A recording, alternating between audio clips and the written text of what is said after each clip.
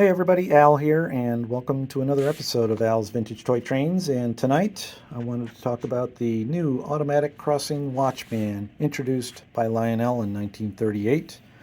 And here we see the depiction in the catalog. This is the 1938 version of the catalog of the 1045. Now, what was unique is that the catalog depiction didn't really match the actual item. So Lionel listed the item as having a 12-inch pole, but in reality it was manufactured with 7-inch pole. You'll see the red flag in his left arm, and he's got the lantern in his right, and the base is green. And none of those are correct. So the flag is actually white. He did not come with a lantern, and the base was always red. And I'll show you the actual item. And here he is. We got a scale dimension guy that's about 16 feet tall, if you go by O-gauge scale. And the reason for that, I think, is the mechanism inside him, the solenoid that operates his arm. So that's why he was built that way.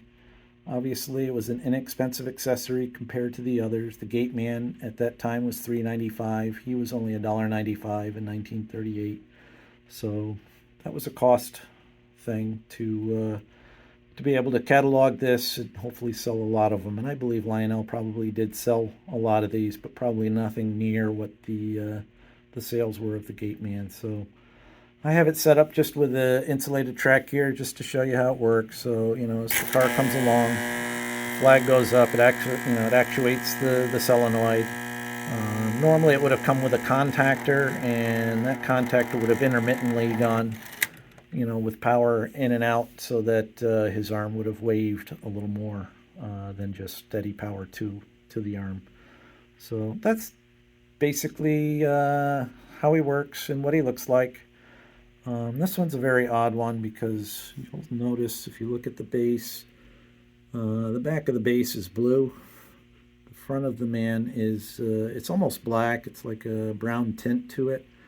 And supposedly in the pre-war era, there was a period where they had the black or almost brown colored outfit. And in this case, he's half and half, so he's blue on one side and he's brown on the other with a blue arm. So I thought that was kind of interesting how he was made. So maybe he's a late pre-war guy made with blue and brown parts here. All right, we'll go back to the catalog real quick. So again, obviously Lionel came out with the catalog before they manufactured the item. So again, they mentioned a 12-inch high post, but in reality, it was only 7 inches. So $1.95 for 1938. Let's move on up to 1939. And there we go. So again, they used the same depiction in 1939. The only thing they corrected was the height of the post. Now it mentions that it's 7 inches high. So the other difference between 38 and 39 is that the exception was for 00 track in 1938. Here they mention that this is used with the exception of 00, solid rail, and standard gauge. So what puzzles me is why didn't they just advertise it as O and 027, and then as opposed to using the exception. So in reality, it was just for O and 027 track. All right, so the price went up to $2 from $1.95. But again, they show the flag as being red in the left hand. They show the lantern, and the base is green. So still a little misleading. Let's go up to 1940. And here they corrected the location of the flag, and they eliminated the lantern. So at least the flag is in the right hand now. But again, they didn't depict the correct colors, so the flag is shown as red, but only came as white. And again, the base is shown as green. And this is the same all the way through 1942. And the price was also the same all the way through 1942. So it was $2 from 1939 to 1942. All right, so this accessory was also made in the post-war era. And I'm jumping ahead to the 1950 catalog, but the 1946 through 1949 catalogs all depicted the base as green, which it never was made in green that I'm aware of. And when I look at the Greenberg's guide, they mention a green, but not readily seen. So